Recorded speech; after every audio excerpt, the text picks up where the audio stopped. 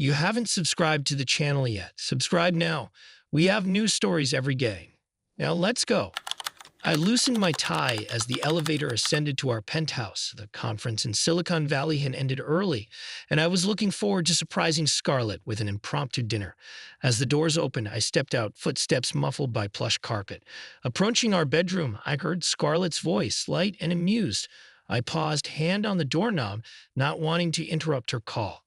"Mom, you won't believe what happened today," Scarlett said, her voice carrying clearly. "Tyler called to say he'd be home late again. Sometimes I think he loves his work more than me." I frowned, confused. I hadn't called her today. Then an older woman's voice responded, "Love, your affair is no secret. Everyone knows except your fool husband." My blood ran cold. Affair. What the hell is going on? Scarlett's laughter, once a sound that brought me joy, now felt like ice water in my veins. Oh, he'll never know.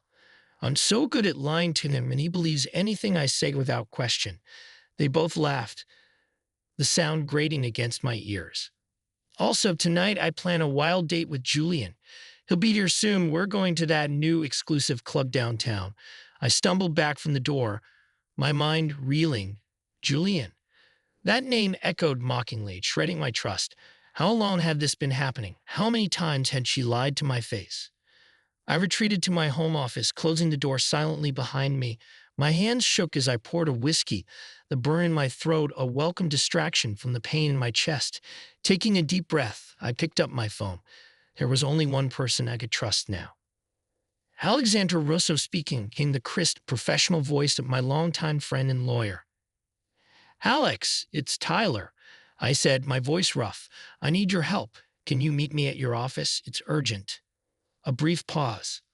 "Of course, Tyler. I'll be there in 20 minutes. I ended the call, grabbed my jacket, and slipped out of the penthouse. Scarlett would never know I'd been there. Alexandra's office was a stark contrast to the chaos in my mind. Floor-to-ceiling windows offered a panoramic view of the city I'd helped shape with my tech innovations. Now that same city felt alien, as though conspiring against me. She rose from behind her desk, brow furrowed. "Tyler, what's going on?" I collapsed into a chair opposite her, words tumbling out. "Scarlett's cheating on me." Her eyes widened. "Are you certain?" I recounted what I'd overheard, each detail like a fresh betrayal. Alexandra's expression grew more serious as I spoke. When I finished, she leaned forward, resolute. "I'm sorry, Tyler. We have to move fast to protect your assets and gather proof." "What do you suggest?" I asked, grateful for her calm. "First, we document everything. Your company's tech security is top-notch, so use that. Also, my brother Derek, ex-police detective, now a private investigator, can help. And we'll enlist Ethan Wolf, a cybersecurity expert, to track any digital evidence of Scarlett's affair." I nodded, mind spinning. "Yes, let's do it all. When I confront Scarlett, I need rock-solid evidence." Alexandra called her contacts. Within an hour, Derek and Ethan joined us. Derek, broad-shouldered with keen eyes, listened intently. Ethan, younger and wiry, was already typing away on his laptop. "I can start monitoring her digital footprint right away," Ethan said, glancing up. "If there's anything suspicious online, I'll find it." I nodded, feeling a bitter swirl of anger and sorrow.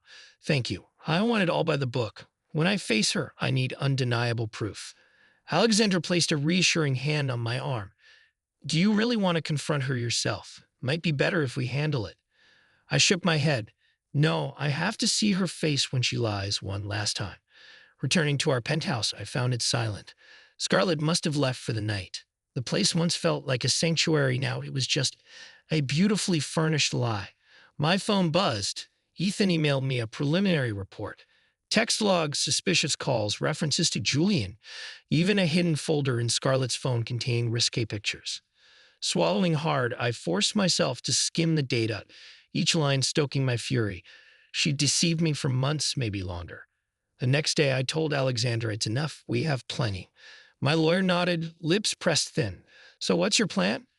I had exhaled slowly.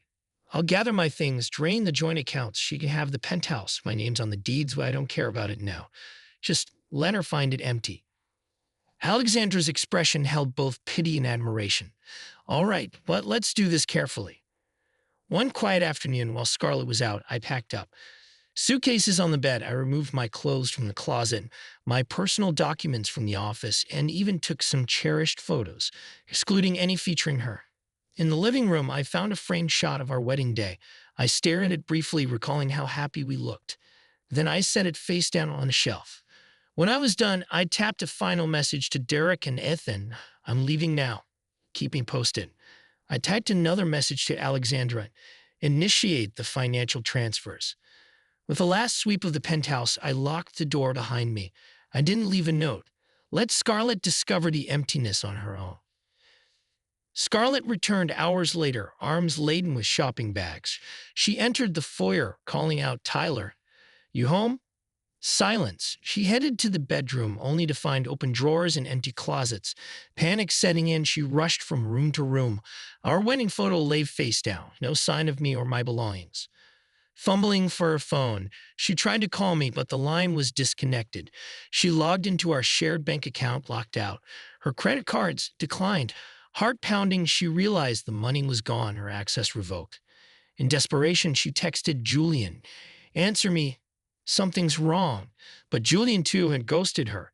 She sank onto the sofa, tears burning her eyes as she realized the gravity of her predicament. Meanwhile, I'd driven across town to meet Alexandra, Derek, and Ethan at her sleek downtown office. They consolidated new evidence, messages showing Scarlett and Julian's plan to funnel my funds into a shady investment, how they mocked my trust, how she bragged about my blind love. Derek exhaled. They planned everything well. If you hadn't discovered them, you might have lost millions. Ethan smirked. But with the digital footprints, we have them pinned. Alexandra tapped her pen on the table.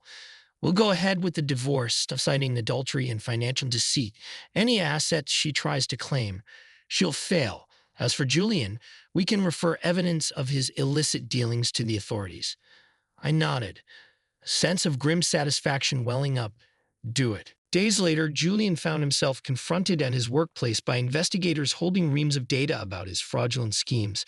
Meanwhile, rumors spread in the social circles that Scarlett was left penniless and abandoned. She tried calling me, leaving voicemails pleading for forgiveness, claiming she still loved me. I deleted them all. One night, I drove around the old neighborhood, memories tugging at me. Our first date, her laughter echoing in an empty park. Now it felt like someone else's story, another couple who'd once been happy. Scarlett managed to corner me one evening at the elevator of my new condo. She looked worn, eyes red from crying. "Tyler, please," she whispered, voice trembling. I crossed my arms. "What do you want?" She stared at the floor. "I'm sorry. I messed up. I never meant to lose you like this. Julian used me." "Stop," I said coldly. "Don't insult my intelligence. He used me just as much." She tried to take my hand, but I jerked away. "You have to understand, I understand enough." I cut in. "You lied, cheated, tried to steal from me. You deserve whatever comes next." She collapsed against the wall, sobbing. For a heartbeat, pity flickered in me, but the memory of her cruel laughter, conspiring with her mother about how I'd never suspect a thing, snuffed out any sympathy. "Goodbye, Scarlett," I said softly. The elevator doors slid shut, leaving her behind. I finalized the divorce quietly. My lawyer assured me I was protected by the prenuptial agreement. I heard from mutual acquaintances that Scarlett struggled financially, that Julian faced legal consequences for fraud. I felt no elation, just a subdued relief she could no longer harm me. In time, I focused on my work and my personal growth. The heartbreak remained a scar, reminding me to value honesty above all else. Maybe someday I'd find love again, built on trust rather than illusions. For now, though, I savored the peace of knowing I'd stood up for myself, dismantled their treachery, and walked away with my dignity. That was enough.